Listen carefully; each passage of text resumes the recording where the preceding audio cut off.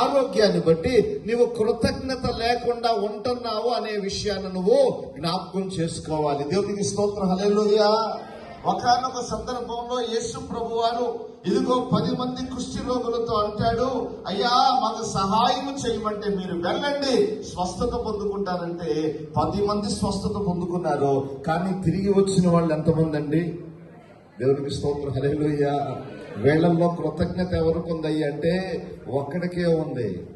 ఈ రోజుల్లో కూడా మన జీవితంలో దేవుడు 10 కార్యాలు మన పట్ల చేస్తే ఒకదానికి కృతజ్ఞతాస్తుతులు దేవునికి చెల్లిస్తాం, 9 విషయాలు మర్చిపోతాం, పక్కన పెట్టేస్తాం. దేవుని స్తోత్రం చెప్తాను.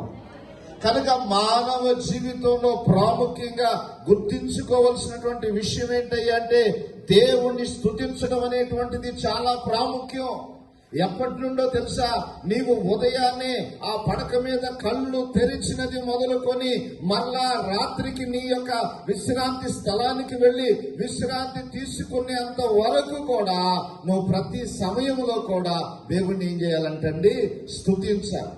అది నీ జీవితానికి, నీ కుటుంబానికి, నీ యొక్క ఆరోగ్యానికి కూడా చాలా మంచి విషయం. దేవునికి స్తోత్రం చెప్పండి, హల్లెలూయా. నీ అనారోగ్యం పోవాలంటే దేవుణ్ణి స్తుతించాలి నువ్వు. ఇదిగో ఆనాడు ప్రియమైనటువంటి దేవుని బిడ్డలారా, పౌలు శీలలు గాయపరచబడి ఆ గాయ